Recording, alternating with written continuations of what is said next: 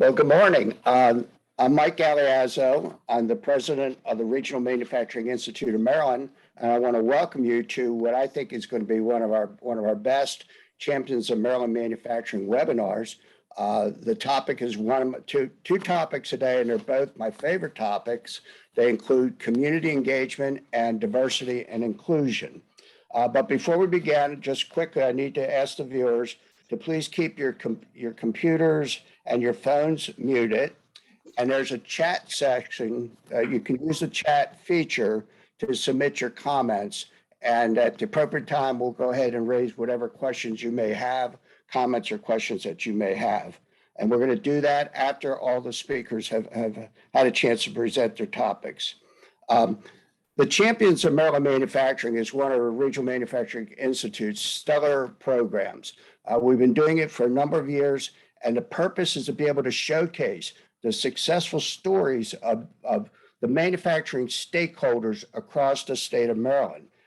This last Champions program, we highlighted companies, people, organizations that were involved in one of seven different categories: fighting COVID, innovation, workforce, resiliency, energy and efficiency, and the two topics I mentioned today, community engagement and diversity and inclusion. None of what we do to serve our industries can happen without the generous support of our sponsors. So at this time, I'd like to begin by introducing a good friend of mine, Mike Kelleher from Maryland MEP, who's also a partner with the Regional Manufacturing Institute and a variety of other programs. Mike. Thanks, Mike, and good morning, everybody. As Mike said, my name is Mike Kelleher. I'm the Executive Director of the Maryland MEP, or MDMEP. And I'm just here to say I'm glad to be a supporter of RMI, a longtime partner of RMI. And I can't think of a better series or a better event than these Champions webinars, which really do a lot to showcase and highlight the amazing companies that we have here in Maryland. And I think today's topic of diversity and inclusion and the speakers you're going to hear from really go a long way to showing that diversity in manufacturing in Maryland.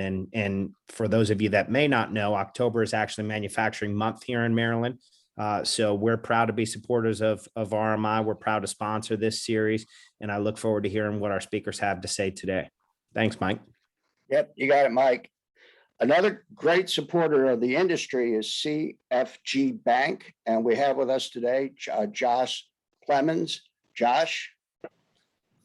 Thanks, Mike. So CFG Bank, after Howard Bank is the acquisition of Howard Bank closes, CFG will be the largest Baltimore-based bank, and we're really proud of that. We're a $2 billion bank that can act like a $10 billion bank, and we're very much a community bank too. So we have loan size capabilities from anywhere from about $500,000 up to $30 million, which is pretty substantial in our capabilities and range that covers a lot of companies. And we can go higher, but we tend to give those types of parameters.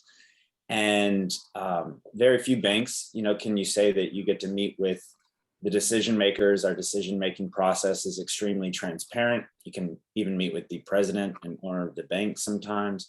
And so we're very proud to be in Baltimore. We've made a huge commitment to Baltimore. We're very proud to be aligned with the Regional Manufacturers Institute. And we're really excited about 2022 and look forward to working with some of you guys if we can be helpful. Josh, thanks a lot.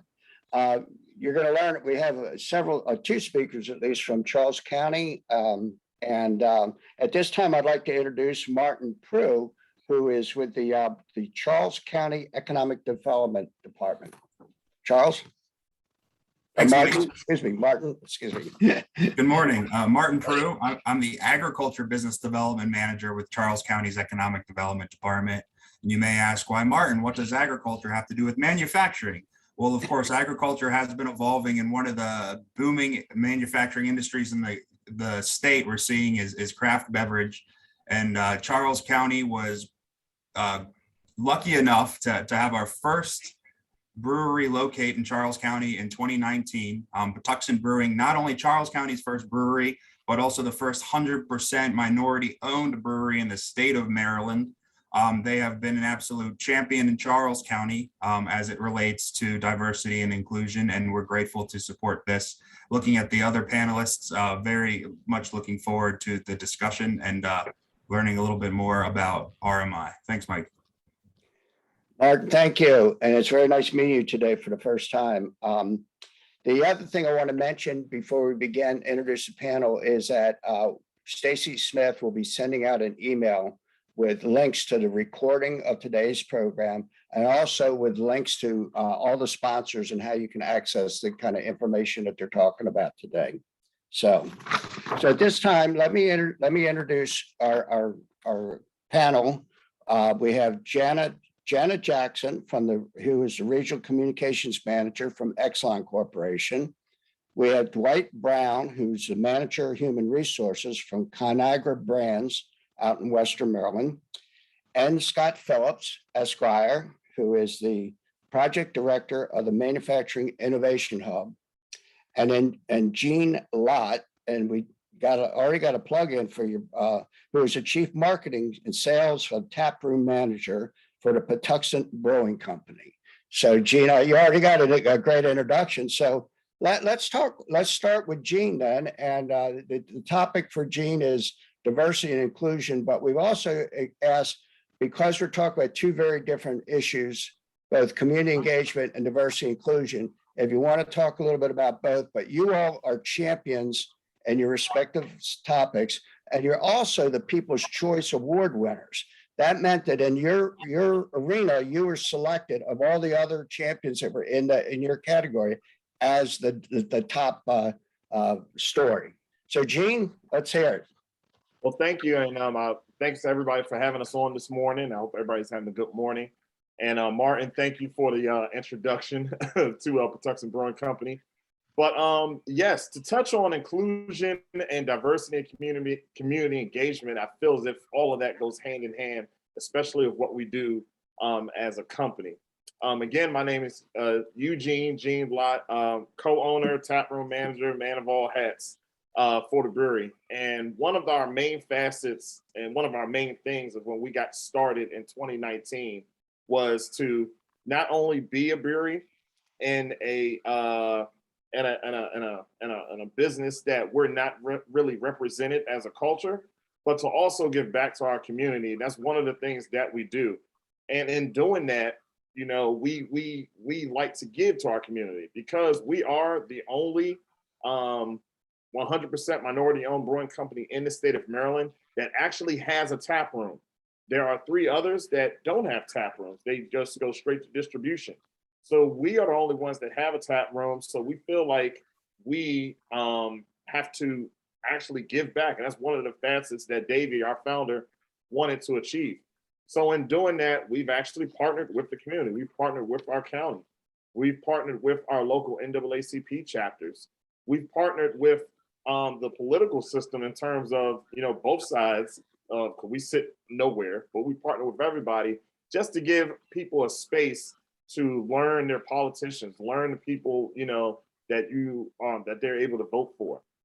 And also during the COVID pandemic, which we're still in, you know, we gave people a place to just come to actually just to get away, you know, safely, you know, while we had our outdoor seating areas and stuff. And we've basically garnered an atmosphere in our tap room where we're able to talk freely and people are able to commingle and just be around each other.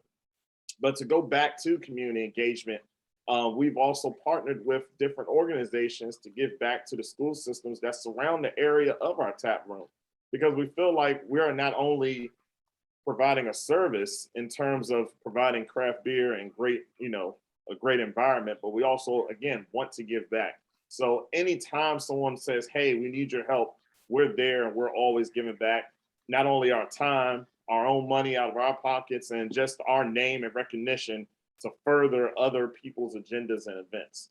So definitely, I feel as if, you know, that is one of our main things as a company, besides making great craft beer. But Gene, that sounds like a wonderful story. And I got to tell you, if it hadn't been for COVID, we'd be down there. Well, I know it's pretty early to be drinking beer for me, but we'd be down there enjoying the vibes of company. But we're definitely going to come down there for sure. Yes, please do. So at this time, I'd like to ask Scott Phillips, but before I do, RMI has a very special relationship with MyHub and other ventures that Scott has been involved in.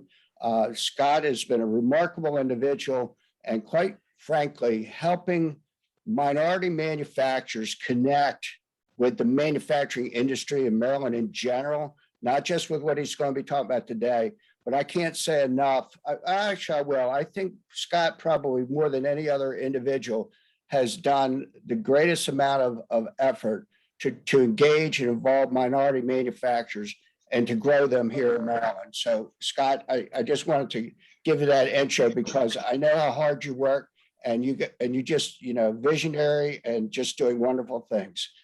So Scott, take it away, buddy. Well, Mike, that's a pretty tall introduction. So I'm not sure I fit those big shoes, but thank you very much. And just remember, Mike, it is happy hour somewhere. Never too early. Never too early. So Gene, we'll be down there to visit you. Mike, thank you. And thank you for all of the panelists. This is a really good group to be a part of, and subject matter, both community engagement and diversity inclusion, which is really near and dear to me. The whole idea, to give you some perspective, the idea of the Manufacturing Innovation Hub really grew out of work that we were doing with the MBDA Advanced Manufacturing Center here in Baltimore, which is sponsored by or funded by the United States Department of Commerce, and it is operated by the city of Baltimore. So I want to give a plug for both the United States Department of Commerce and the city of Baltimore for allowing us to do this work. But what happened over the course of like a 5-year period, and Mike, you'll remember, and Mike is modest because when we began this work, one of the things that I grabbed a hold of was a paper that Mike wrote some 6 years ago, right after the Freddie Gray uprising, that really began to form some of my ideas of what needed to take place in terms of engaging minorities in manufacturing. Since that time, we spent 5 years building a program, and an outgrowth of that program was the Manufacturing Innovation Hub, which is the concept of UJAMA, cooperative economics, and bringing minority manufacturers together to work together and to kind of help guide their own steps in terms of growing their business and working with each other. This idea of cooperative economics. And we've been leveraging the concepts from the Minority Business Development Agency's Advanced Manufacturing Center and kind of using those, but using the MyHub cooperative to have its own level of sustainability. The question is, what happens if the federal money or the state money or the city money ever goes away? Why not have an organization where minority manufacturers are working together? And when we talk about minority manufacturers, we're really looking at the plethora of folks. We've got African Americans, Latinos, Asian Americans, Native Americans, all working together to help grow their businesses and then help grow the cooperative. When Mike asked me to participate in this, I really wanted to think about what are the things that minority businesses are really challenged with. And one of them is engaging in the greater manufacturing community. And over the last few years, we spent a lot of time trying to make sure that they were involved in RMI, or they were involved with the MEP and leveraging the resources that Mike Kelleher and his team provide, involved with the National Manufacturing Association, engaged with the Maryland State Department of Commerce and what was taking place with that. In the midst of COVID, we got involved with the state's manufacturing task force to ensure that the firms that were diverse were getting the same thing as the large manufacturers here in the city. So this has been really, for me, a labor of love. I came to this after 30 years with IBM, not thinking this would be my next path, but it has been probably the most rewarding part of my corporate and professional career. And much of that, I do want to thank the number of people that I've come in contact as a part of RMI, which have helped to kind of lead and guide my thoughts in this work and the work of our team. We got a wonderful team, as Mike knows, engaged with folks from our CEO roundtable, which we do monthly, where we bring people together so that they can share each other's pains and also their successes, and they can build off of one another. I'm looking forward to coming down to see Gene, because I want to get Gene involved with us at some point in time. But that's what the My Hub is all about, and that's what the MBDA Advanced Manufacturing Center is all about. So Mike, thank you for all that you've done to support our efforts. Scott, thank you so much. And let me just add something, because you mentioned the task force that you served on with that was created during COVID for manufacturers, and I was on that as well. One of the outcomes of that is that kind of a plug for RMI. RMI has offered across the state at various times energy efficiency programs, but because of that task force, one of the things that was recommended to manufacturers to fight against the possible disruption of their business is to mitigate is the airflow and ventilation. So we have, and Stacy, we'll send this out to everybody. We have a program to manufacturers across the state to help do a survey of their systems to see if we can help suggest changes to mitigate against the spread of COVID and other aerosols inside your plant. So I just want to mention that because it's a great program of ours, RMI does. And Scott, since you brought it up, you gave me that freedom to do that, so to speak. All right. And also, Scott, you taught me about intentional inclusivity. And I think that's an important, and you talk about it all the time.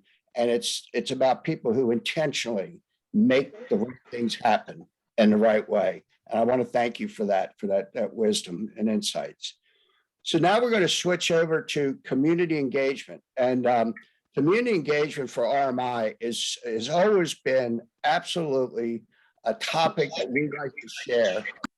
As everybody knows, getting the public and getting teachers and students and parents to understand manufacturing is really critical to helping us attract workers to our industry.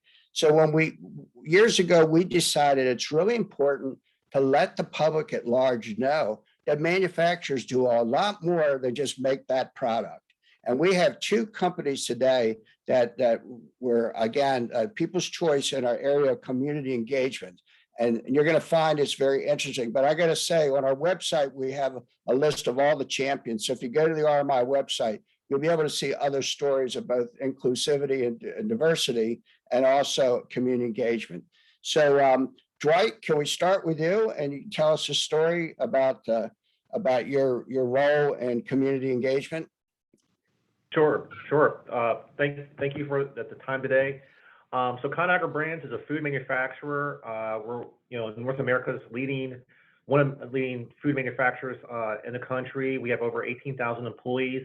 We're headquartered in Chicago, Illinois. We have 50 facilities around the country. 47 of those are manufacturing plants, so to speak. Of course, I'm from the one from Hagerstown, Maryland. Here, we have about 225 employees here. We make a brand called Gardein. Most people never heard of that before. It is a meatless meat product. Looks like meat, smells like meat, tastes like meat, but it has no meat in it. It's like a plant-based product. I actually have a little, as you can see that here, ultimate burger right here, ultimate hamburger right here. That burger that we make here at the facility. But Conagra as a company has different grant programs. And one of the grants is what's called Nourish Our Communities. And we were very lucky. We submitted a lot of different agencies or nonprofits in the area for this grant, and we were lucky enough to have 3 actually selected in our area. And the first one was Children in Need. They package essential items for children, including shelf-stable food. And 2 other organizations that we're very heavily involved with is the local YMCA. They have a healthy living program here. Activities for children and families.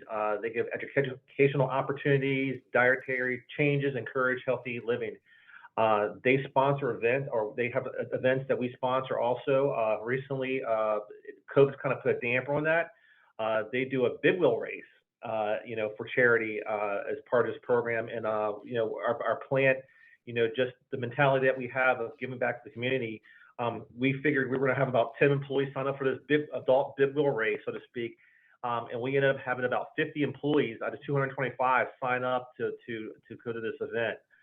So that was a big hit. And lastly, there's an organization called Girls Inc. of Washington County, and it's an after-school program for young women, children to young women. They basically provide education, homework assistance. The big thing is they provide meals. And they received, and I can't disclose the amount, but a very sizable grant from ConAgra, and that allowed them to start a program called Dine and Dash. And that program provides 100 meals a day for young children and women in a community like that. And again, our company and helping these programs, it's you get so much back. You think, well, it costs money or something like that to participate in these programs, but you get so much back. And our employees absolutely love to participate. They're constantly asking me, when's our next thing? And of course, COVID has kind of put a damper on some things of us going out in the community. But the neat thing is that we have employees here who have gone through those programs and are just ecstatic that the company they work for are supporting programs that has helped them in their path to be successful.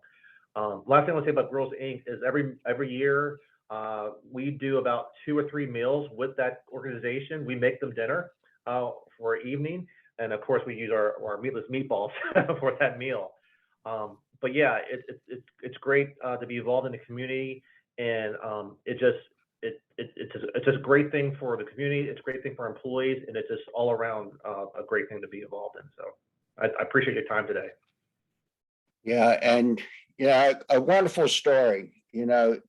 Direct help to people in need. And again, over the years, whenever people ask me about manufacturing, I always point out something that people outside of manufacturing don't get. It's family. The ConAgra, I'm sure, is family, right? And everybody here understands what I'm saying.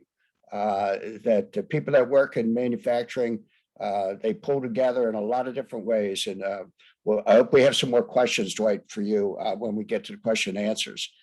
So Jana Jackson, Jana is our next speaker. She promised us she was not going to dance or sing, right, Jana? Now, we were laughing earlier. Sometimes people read it as Janet Jackson, but that's right. So Jana, you want to tell us what's going on down there in your part of the woods as it relates to community engagement? Thanks, Mike, and good morning again to everyone. My name is Jana Jackson, and I am the Regional Communications Specialist for both Calvert Cliffs Nuclear Power Plant in Calvert County. And for our more northern counties, I also work with the Peach Bottom Atomic Power Station in Delta, PA. At Calvert, we have about 700 employees and make approximately 80% of the carbon-free energy in the state of Maryland. We are honored to have been nominated by Calvert County Economic Development and just thrilled to receive the People's Choice Award for employee engagement. The employees at Calvert Cliffs Nuclear Power Plant not only give during our annual giving campaign, but all throughout the year. We average about $500,000 a year back to our communities through hundreds of charities during the giving campaign, annual fundraisers, and employee match and volunteer programs that trade dollars to the communities for volunteer time given by our employees. In my 15 years with the station, I've seen many examples of our employees rallying to local causes. Just one example is Calvert Cliffs employees and their families supported our local End Hunger organization this year during the summer period and prepared almost 3,500 kids kits. Those kits are delivered to the homes of students in need by school resource officers to provide meals to students who may not otherwise have access to healthy food throughout the day. This isn't just where we happen to come to work. Dwight spoke to the fact that our employees also utilize the organizations that we work with. We live here, we raise our families here, we care about this community, and we'll continue this kind of support for years to come. I'm also really looking forward to some new workforce development programs that we have coming for 2022 to continue producing that 24/7 carbon-free electricity we'll need bench strength of experts in science, technology, engineering, and math, but also, skilled technical trades. We look forward to meeting the challenge with a renewed commitment to workforce development in our community, with a focus on those that are most in need of economic opportunity. If you have any questions that you'd like to ask me directly, don't hesitate to reach out after today's event. And thanks again, Mike, for the opportunity. It is an honor to receive the award and be a part of this panel today. And back to you, Mike. Jana, thank you. And I read in the piece on the website that you all have, let's see, pledged more than $200,000, your employees did, Right. to 148 different charities. Yeah, that's the amazing thing about our employees is we're talking about employee funds. Our employees appreciate the fact that they have well-paying jobs. We live and we work in these communities, and we're going to give back and make sure that our community is strong. And then, of course, we have our Exelon, Calvert Cliffs grant programs and things on top of that. When you hear about what you're doing, it's wonderful. And I'm going to ask a question of everybody. It just struck me. Talk to the viewers about what you're learning about poverty in your area, because it sounds like, again, you're out there doing things to help people living in poverty, but does anybody want to talk a little more about what it's like? I know we're talking different parts of the state. And Scott, I know where you represent, definitely, but it just struck me that maybe people don't understand poverty in Maryland. And I know it's both the community engagement and it's also an inclusivity and issue. So does anybody want to talk about that? What they learn? I mean, Dwight and Jana, definitely, you're doing programs that are driven by poverty or people in need. But does anybody want to jump in on that topic? I'll start since I'm off mute. So I've been in this position for 6 years, and I'll tell you, for me, the most important thing I've learned is that poverty does not have a face.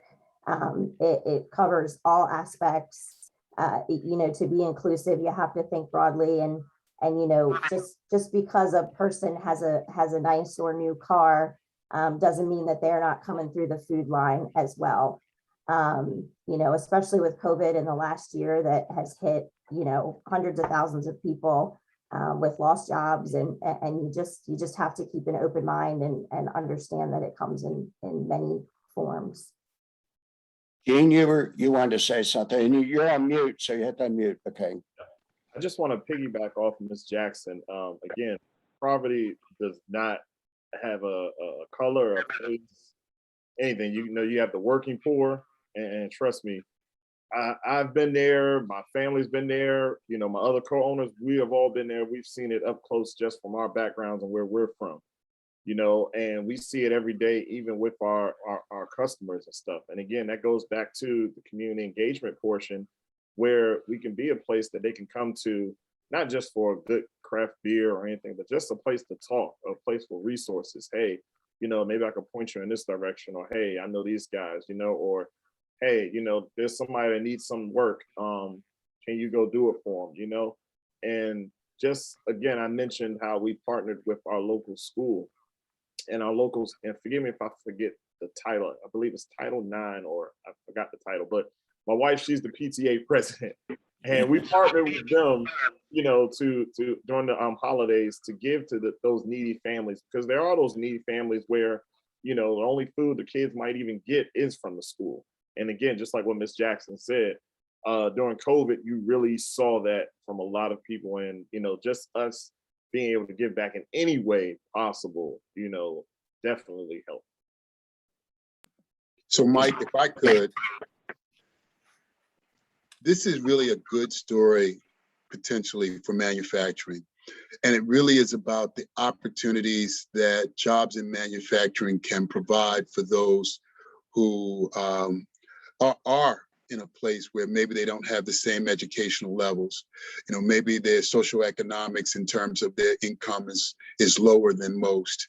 What I've found with many of the firms that I'm working with is that they are employing people in local communities that are not going to go to work at Black & Decker, needless perhaps, or at IBM, but they can work at the local bakery that's producing wholesale goods, or they can work at the local fiber electronics, right, and learn a skill and pull themselves out of poverty. It kind of goes back to the discussion that we started some 6 years ago. So I think while we have a great deal of poverty in our communities, our industry presents hope.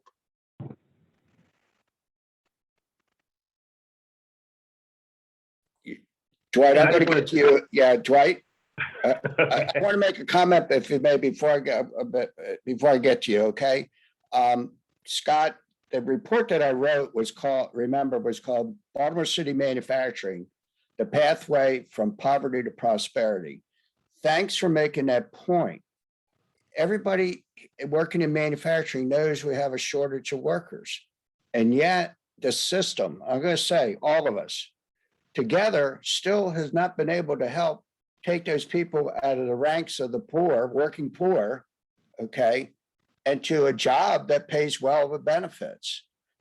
You know, Scott, you remember when I met with the church leaders and the business leaders in Baltimore City after Freddie Gray, it was to get at that root cause of poverty by working in manufacturing. So, Dwight, by the way, Dwight, there was a comment from Washington County Economic Development congratulating you. So I want to just mention that, but tell us your experiences out there in Washington County. So just to tackle what Scott said, you know, he's correct that, you know, there's times where, you know, we've given out, I tell people, like, we don't give jobs here, we give opportunities, right? You know, and there's times where I've met people at some of these community events who were not aware that we existed, where we were located at. And I'm like, you know, we're always hiring. And, you know, we've had people here who said, you know, who tell me all the time, this is the best job I ever, that we're the best job in the world, but, you know, like, this is the best job I've ever had in this area. Benefits, 401k, things like that. You know, we're a promotion within companies. So when we have a better opportunity for positions, we, as much as possible, try to promote our own people to those positions. And there's people who say, I've made more money now than I've ever made my whole entire life.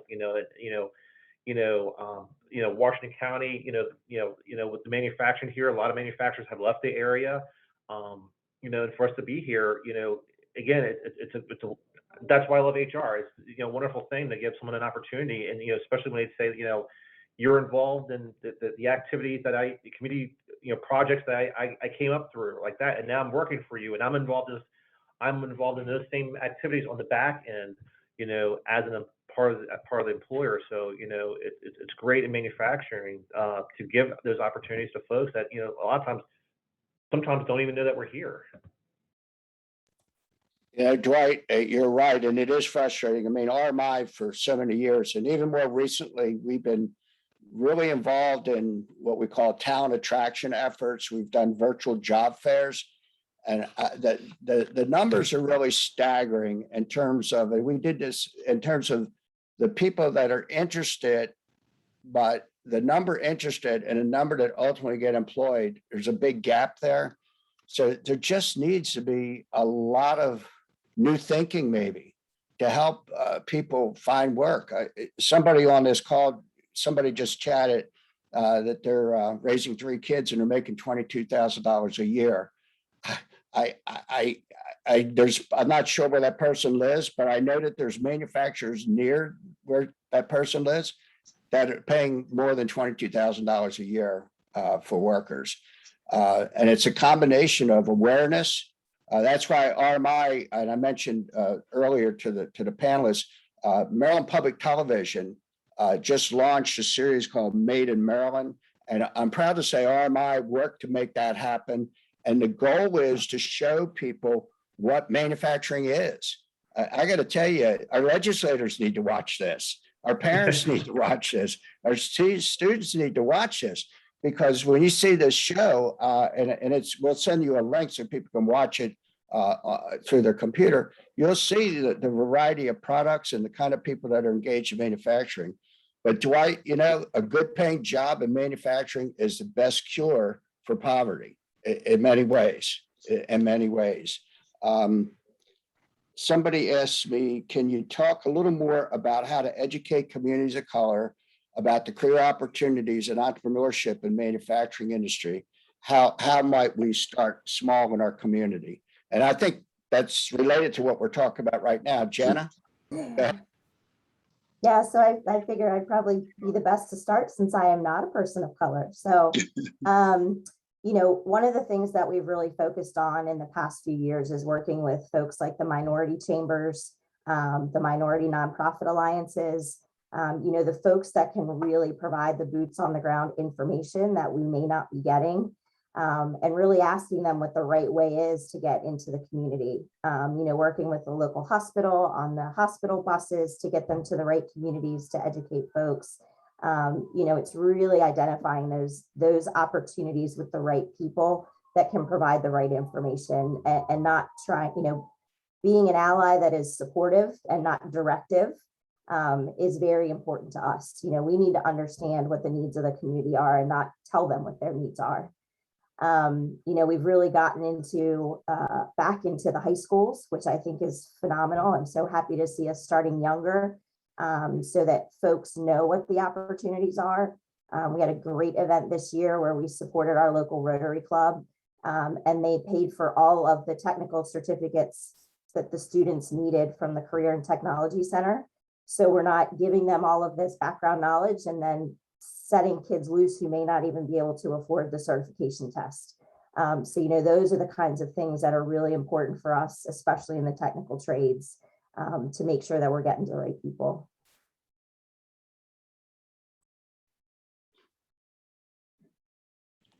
I said, Jana, that was terrific. Gene? And I would say for Patuxent's story, with us, I would tell people not to be afraid to go outside of your box.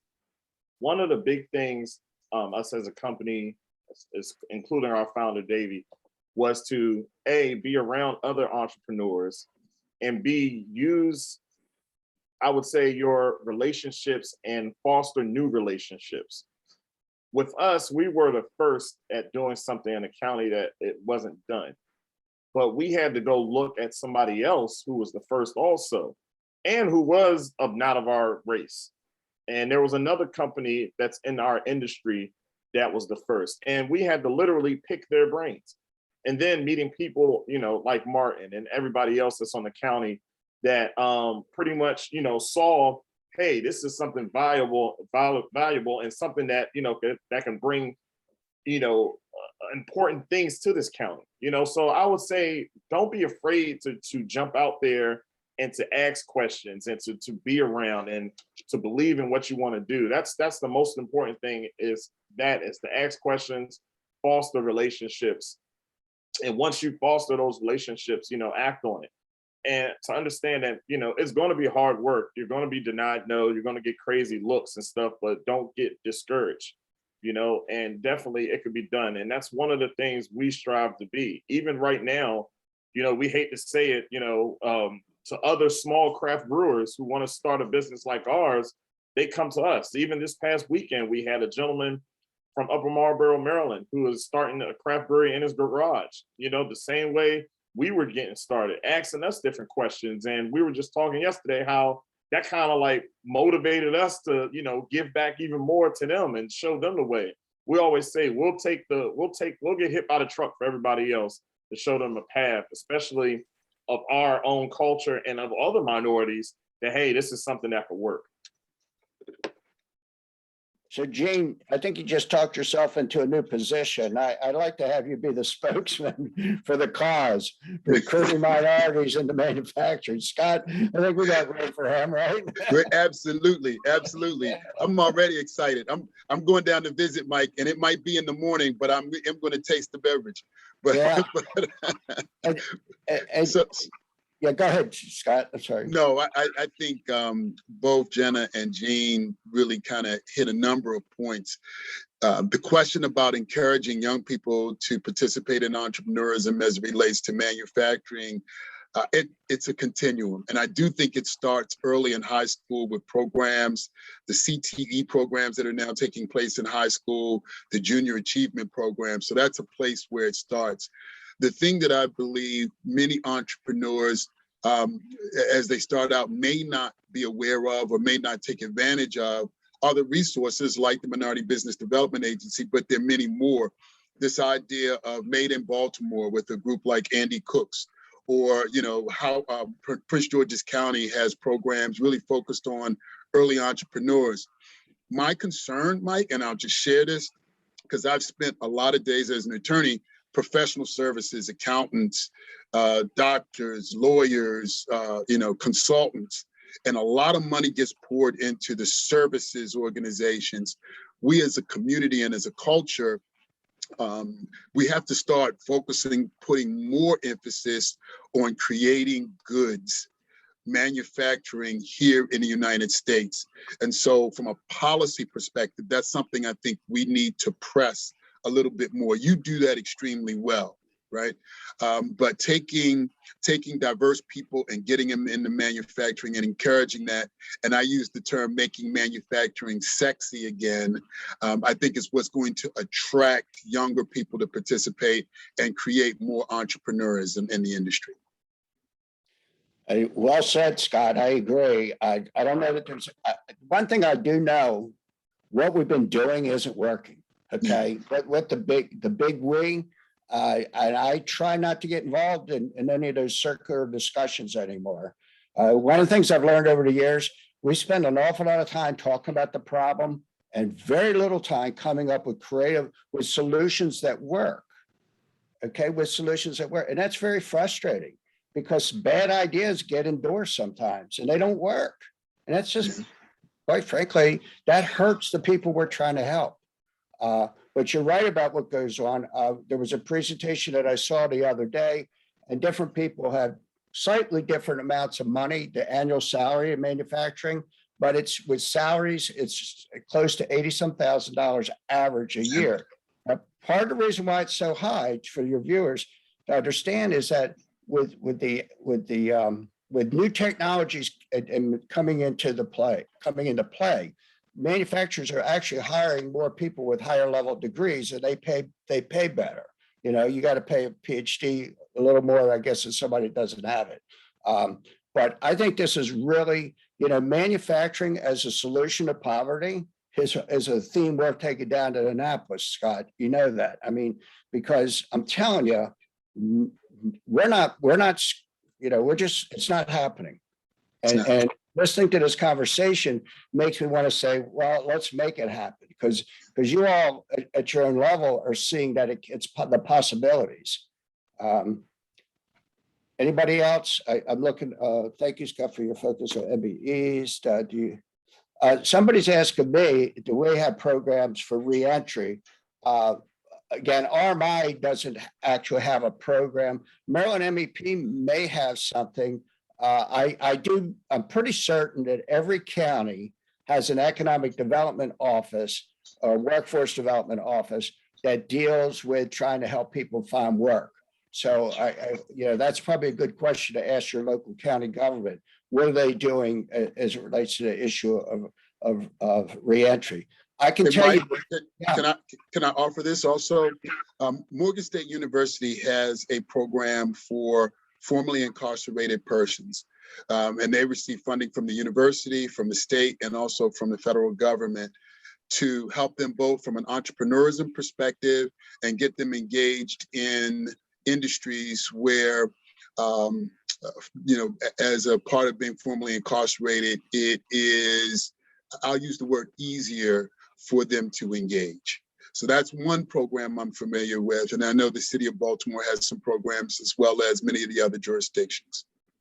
And Mike Kelleher. Mike? Yeah, Mike, if I could just add two things that Maryland MEP is doing. We just launched a new program with the Maryland State Prisons and Hagerstown Community College for the prison facilities out there in Hagerstown, where the potential workforce will be receiving training from the college prior to their release. So they're going to get certified production technician training in the manufacturing field. And then the Maryland MEP, as they approach their release date, are going to work with both the Department of Corrections and the college to identify where those individuals are relocating to, if it's back to Baltimore on the Eastern Shore, wherever home might be, so that we can connect them with potential employers that have a need.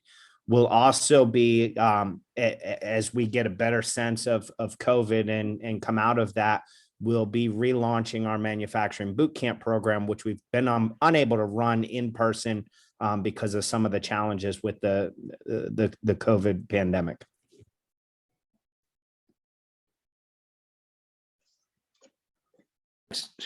Thanks, Mike. That's great to know.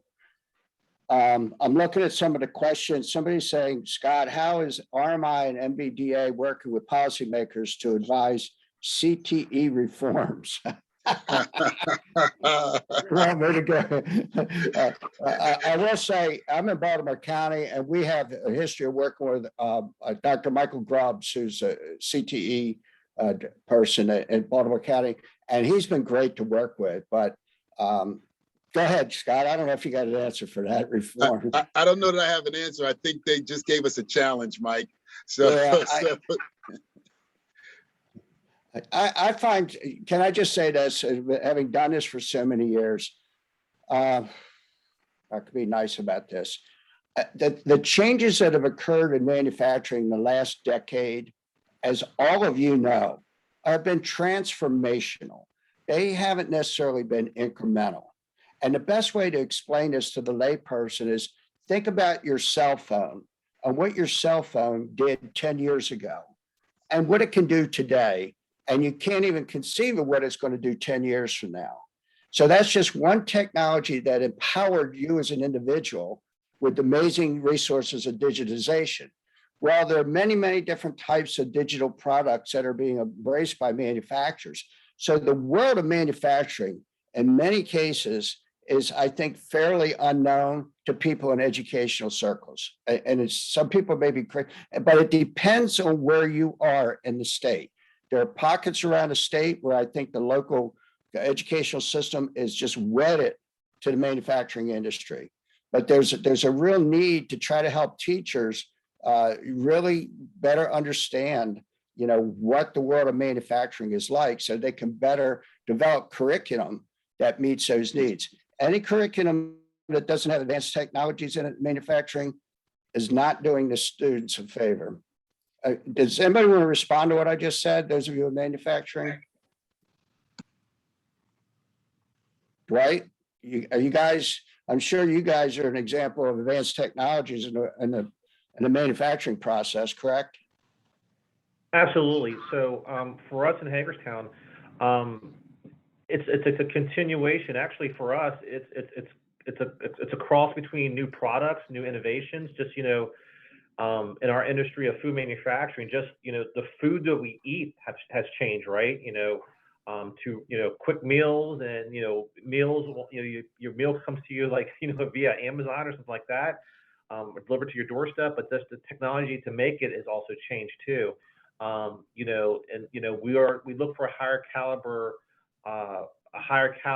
candidate, but at the same time, we're also training those candidates too, because we can't always find them. And it's my saying is we either, it's a, you know, in the sports analogy, sometimes they can be a free agent or we farm raise them. And what we found is that when we farm raise folks, when we bring folks in that are willing to work, willing to learn, and we grow them to what we need, we're more successful that way than just, you know, hoping that, you know, the skilled talent is out there. Sometimes it is, and sometimes it's scarce. And if, you know, if I'm fighting for an employee, other companies are too. So we found that, you know, we get that loyalty in by training employee, working with the employee, building their skill set to the changing the industry. But yeah, our industry is rapidly changing. The products that we make are rapidly changing.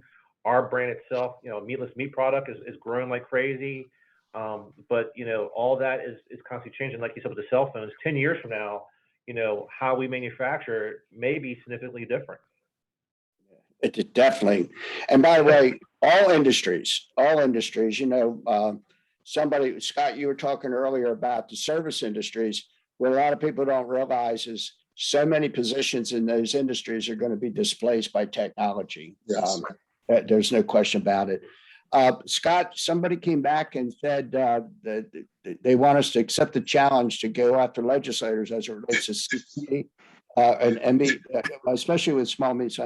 Let me mention this. Obviously, I forgot to mention before, but RMI last session, we wrote a bill. We recruited the sponsors for a bill. We got the supporters for the bill, and we got the bill passed into law. The name of the bill is called the name of the law is called Transforming Manufacturing in a Digital Economy. And it created a work group, a legislative work group, okay, to look at what are the technologies that are changing manufacturing and how is that going to impact both the product, the process of design and manufacturing, but also the skill sets going to be required in curriculum. And on that work group, we have representatives of both higher ed and the state education system. So at least at that level, there should be my purpose was to help more people understand these technologies that are altering the way in which we make things, and then consequently the new job skills that are going to be required of workers. So I think we're getting at it through that work group. I'm looking right now. I think we're a few minutes away from ending. This has been an amazing conversation. I want to thank everybody. And Mike Kelleher, thanks for jumping back on and talking about your programs. I know you're doing some great things. I want to mention just before we end, kind of go back to Josh, when Josh from CFG Bank was talking, that they're a statewide bank. So those folks that are out there, I just want to underscore the fact that they're here to help you regardless of where you are across the state of Maryland. The other thing, and it was my mistake, I forgot to mention it, but since we're talking about community engagement, it sort of fits in with that. But Tim Rohde, who was one of the sponsors for today's event from Carroll Fuels, was not able to make it. And Carroll Fuels has a partnership with RMI that if you're a member of RMI, you're entitled to some pretty significant benefits that include discounts on gasoline costs, but also some advanced technologies that can help companies manage their fleets. So particularly the larger companies that have fleets of vehicles, and Dwight, this may be of interest to you all, it's worth taking a look at what they have to offer. Stacy Smith will be sending out, as I've said before, information on everything that was said today, but we'll include information about that program for those people who are RMI members who would like to participate in that. She'll provide that information. So I'm looking at, I don't see any recent, let me hold on. Okay, here's one last one. It's getting really hard to find employees in manufacturing that have plants working 7 days, 24 hours coverage for 52. I don't know how we can have young people interested in those types of schedules. All right, that's an interesting point. There's a question here. Oh, good to hear from you. There's a question about about the fact that some companies have 24-hour operations. Is there any ideas about how you might be able to get young people interested in a company that has shift workers? Right? Did you? I'm sorry. Yeah. So we are not a 24-hour, 7-day-a-week, 24/7 operation. We are 24/5, and we sometimes 6. Depends on schedules and sales, things like that. That's a great question, and we don't have an answer for that because we're about a year, 1 to 2 years out looking at what does that look like. We have to, the demand of our business dictates that we have to run 24/7. That's a good question, and we're pondering that question now of how do we run 24/7 when there's a generation that really doesn't like the overtime, doesn't like the shifts, or rotating schedules and things like that. So that I don't know if I have an answer for that, but that's a great question, and that's something that manufacturers are looking at. And one of the things that we're pondering right now is an incentive, a monetary incentive. Basically, if you work a wacky schedule, you're gonna make a lot of money, and that's kind of the road that we're going down, that, these all shifts, weekend shifts, it's going to be at a premium pay rate. And that's what we think is going to work for us. But, we're looking at this issue just like other companies are too. Mike, you're on mute. I'm sorry, Jana? So we are 24/7, right? We're making electricity 24 hours a day, 7 days a week. And it's important. We have focus groups, and, Dwight alluded to it, is you got to look at the needs of the workforce, right? They're not the same as they were for our parents or even for us. So it's important to get out there and ask the upcoming workforce what it is that they want. Because sometimes, we have kids, I'll call them kids. They're, I'm old enough to be their mom at this point, who are leaving for lower paying jobs because quality of life is so important to them. So, we have to come up with programs that are valuable, either financially, monetarily, or, in some way, so that they see the benefits, especially long-term, of working those kinds of schedules.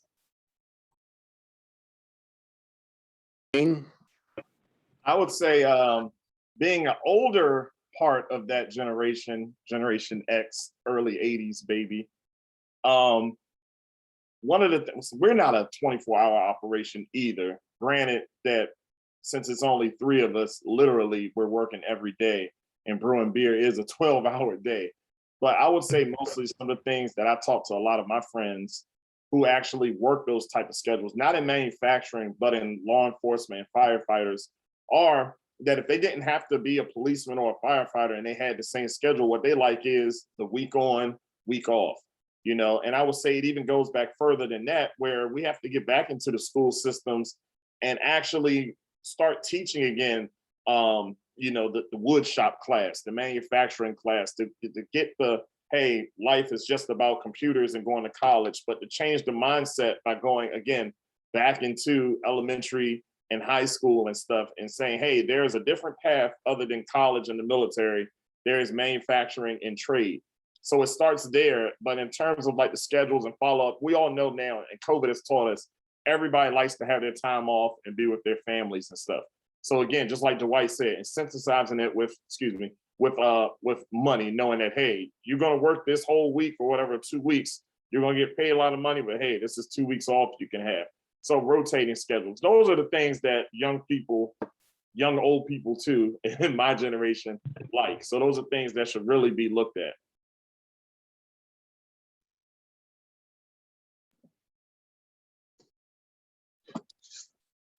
You might get back. I got it. We have 1 minute left. RMI had a manufacturing day event with 10 different companies the other day, and they were talking about what it was like to work at their companies. And one of these companies, Jenna, they actually gave benefits to employees for their animals. I'm not sure what kind of benefit it was. We actually have that, believe it or not. We have amazing programs for not only, Yeah. families, but elder care, and believe it or not, even pet care. Yep. Yeah, right. So, by the way, there was a question about, I mentioned the legislative work group, and we're going to send information out. But if you go to the RMI website, rmiofmaryland.com, or just Google RMI Maryland, there's a section in there on the legislative work group where you can get a copy of the law and see who's a part of that. So listen, I want to thank everybody. This was the best that we've been doing, these champion things. They've all been good, but this one was really good. And I think because it deals with the most important thing that we do is to make the lives of people better. That's why we do manufacturing. That's why we do the community outreach. That's why we have sensitivity to the issue of inclusion. It's because bottom line, we're people who care about people. And I'm so proud to be able to work with all of you. And I want to thank you for being part of this really, really important message. Thank you very much and have a good day. Thanks, Mike. Thanks, Mike. Bye-bye. Thanks, Mike.